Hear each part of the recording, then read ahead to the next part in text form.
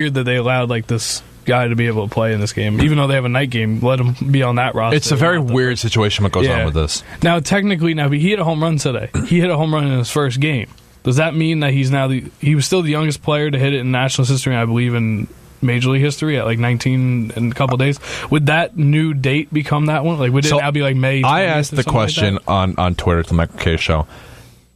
Let's say he was called up the day after the cutoff to add another year of service to your towards you, which happens all the time. We saw Chris Bryant a couple years, like 4 years ago. As soon as he was eligible, he came up the next day. What happens if the suspended game was before that date and the player comes up the day after and he ends up playing in the continuation of the suspended game, which is before the deadline? What happens? His clock earlier, technically. I never got a response. They actually brought it up when they came back from break on the show. Michael K said, a fan on Twitter said this, and they tried to talk about it. They didn't have an official. They had no answer. No, I've heard him on the Michael K show. You got to go to league office.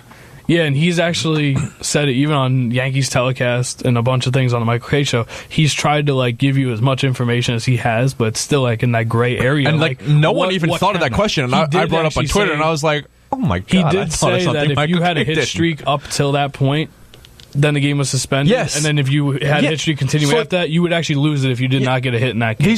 There are so many questions that we just don't have answers to. Like if you were 0 for 3 and then today you didn't get a hit again, so you were 0 for 4 in that game, you would have lost your hit streak. They're saying, imagine if you're going after Joe DiMaggio's record. Yeah, that was the big thing that they brought up because. And then all of a sudden, you have the streak, you have a streak, you have the streak. The suspended game, you don't get a hit. And then you continue afterward. You might actually get to essentially 57 games or 56 games, and then they put the suspended game back in. You go hitless, and all of a sudden you're like, I have a 56. You have 2 25-game hit streaks. Right. Congrats. You have nothing. Yeah. I remember when Chase Utley years ago had a 33-game hit streak, and everyone's like, oh my God, he can do it. No, it was Jimmy Rollins at 35. And Chase Utley had 33. Did he really? Years With ago. the Phillies? 2008 Chase Utley. And he actually lost it against the Mets. Rollins was the latest one. I was 11, I believe. In other baseball news, the San Francisco Giants signed number 2 overall draft pick catcher Joey Bart to the largest signing bonus for a position player, $7 million, which is actually lower than the $7.49 million slot. The last time the Giants drafted a catcher that high, some really good things came out of it. Oh, yeah. Can anyone pick up Buster Posey? Buster Posey, the number 5 selection. Drafted his successor. Yeah, he's only 3-time, World Series champion. Yeah. MVP. Nothing special. Rookie of the year. I hated when they tried to make him play Player of first. the year. Just on a Buster Posey note, when they tried to make him play first, you notice that it affected his bat. Every time he's behind the plate, he's a much better player. He just needs to be involved in the game.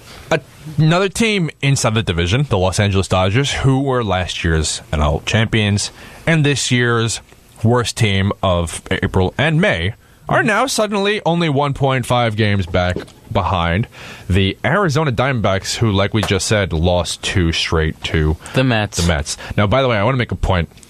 The Baltimore Orioles, coming into today, were 2-16 their last 18 games. 2-16.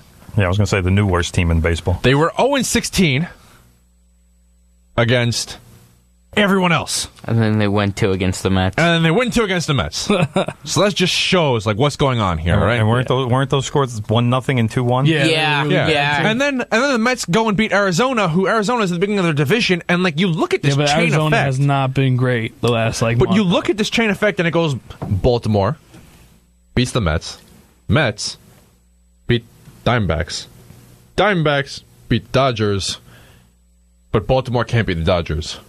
What is going on here? That's baseball, and that's why we play 162. It's crazy. That's why the season's the way it is. Crazy stuff. But the Dodgers, though, are, if they get everybody healthy, I think Kenta Maeda's coming back tonight. Rich Hill's coming back tomorrow. Scott Kazmir might eventually come. Yeah. Clayton Kershaw's coming back. They in traded a week and away a half. Scott Kazmir in the offseason, but it would be really cool if he finally got healthy again.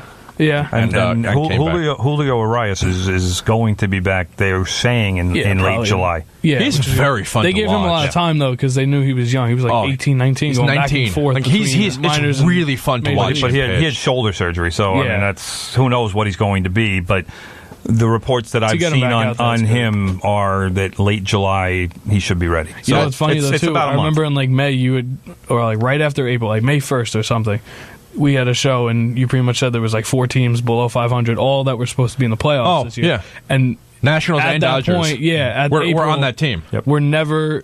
No team after April that was ever 500 made the playoffs. No, I don't know if it was. I think they may have made the playoffs. Or did make it to the World Series or something. They didn't make it to the World Series. But they were both World Series favorites, and honestly, the way that they're meanwhile, playing now, Nationals and Dodgers look like they're going to be competing for the in the NLCS. Yeah, but that would just require the Nationals to actually win a series. Yeah.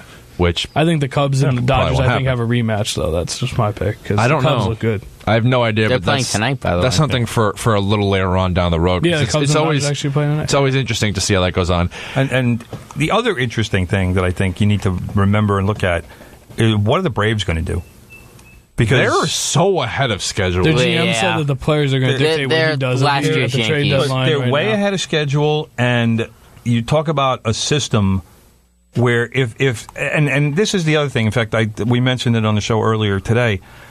If the Mets are serious about trading Jacob deGrom, the two best fits for a deal are the Yankees and the Braves. And neither team is going to give up what it needs. But I think both teams would give up No, they would give up package. a lot, but would the Mets say yes because one's in your division and one's across the rival? That was the argument. Them either way. They won't. My case was but this. they should. They should, yeah. If you're the Mets, those are your choices. Because both of those teams are top 3 in farm systems in the game. Yeah. So, do you want to trade deGrom to the team I'd rather that go really to the Yankees doesn't they really don't help your division? Which doesn't mean anything to you except that you share the same it's just market, pride. and you have to you'll see it in a paper. No, but between the two, I would say the Yankees are the way or do you give Jacob deGrom to the team that you have to face 19 times a year? And you may have to face him personally 5 times a year. Exactly. Yeah. And he knows your team, and you have bad hitters. And if a great pitcher who knows your players that well, that really would not. But if it could bring the Braves system, they have more than a rotation. Oh, by the way, of top-notch arms. Don't forget about this Braves organization that in September. Don't forget their GM was banned from baseball for life. Yeah. For what he did with the international signing bonus and everything. Mm-hmm. This is an organization that was literally left in shambles, and all of a sudden they go, Well, no, the players played. They're like the Yankees from last year. All of a sudden, they're young guys mixed with some old guys, and said, "Why are we taking this? We're gonna suck. We're good. Let's just go play well." And here we are. They just need a couple of bullpen pieces to get the Vizcaíno, their closer, and then they'll be fine. Yeah. After that, they'll be exactly. They'll be on that's point. their only weakness right now. Yeah, it's a little bit of bullpen. And I hope they get Zach Britton from Baltimore at the deadline. It would be very fun to watch. I would like that too, because then he won't be pitching against the Yankees. That also gets Zach Britton. That gets the only competent piece from the Baltimore out of the division. Yeah. Right before we switch over to a different sport, there's a bar in Baltimore which is offering free shots every single time Chris Davis gets a hit. Is it called worst deal in Major League Baseball. Nobody's going to ever get drunk. 37 hits in 59 games. Worst. And how many of those are home runs? He's got like 4. He's all or nothing. It's so bad right now. Now, if you're just tuning into the home stretch here on 90.3 WHPC, and yes, this is the second hour of the home stretch. We are 38 minutes into hour number 2 of the home stretch here on 90.3 WHPC. My name is Andrew Zucker, and alongside me, Karen Bonagura, Kyle McKay, and my brother, and Kawhi Leonard's half-brother, Tim Leonard. Do you have my name written on the inside of your shirt or something? I believe I wrote something on pen on my chest. I was like, I looked down for a second. What's he doing? Oh, don't worry about it. Now, we love to say this on the show, and it happens all the time. Breaking news never happens right before our show or on the day of our show. It always happens right after my show. Right after. Which, by the way, is good for me when it happens right after your show, because that means it's right in time for my show. Right. It always happens after our show. Always. But I'm convinced that John Tavares is going to sign on a Monday at 10:15 in the morning. Yeah. Whenever that comes, whenever Tavares finally, hopefully it's with the Islanders, but whenever that is going to be announced at 10:15 on a Monday morning. You know what else might? You know what else? Have a great day. You don't even leave the parking lot, and then you'll see the news. And you're like, right. What? You know what else might happen at 10:15 on a Monday morning, right after your show? Barry Trotz, who resigned right before our show, might be announced by Lou Lamoriello as the new head coach of the Islanders at the exact same time that John Tavares resigns with the Islanders. I'm fairly convinced that's going to happen. And I would not be surprised if in my house in Woodmere, all of a sudden I can hear Tim Leonard screaming from wherever, the loudest, longest expletive ever. He's just going to be like, ah! Like, how did it happen? If it happens, I'd be happy. I wouldn't be happy that it happened right after our show, but Stanley Cup be pretty coach happy. champion Barry Trotz, who had a special clause in his contract that if he won a Stanley Cup while in Washington, he'd receive a 2-year, $1.85 million extension, decided to resign. Now, tells you how bad it was. Can he resign? Yes, but there's only one opening left. So and it's the Islanders. He already knows New York he's going Islanders. there. It's like It's the Islanders. It's That's either pretty easy. he goes back to Washington and says, "Look, only reason I resigned is because I wanted more money," but they can just say, "Why don't you just restructure?" Or he goes to the mad evil genius himself, Lou Lamoriello, who can, unfortunately, to say this as a Ranger fan, can potentially turn around these Islanders very quickly.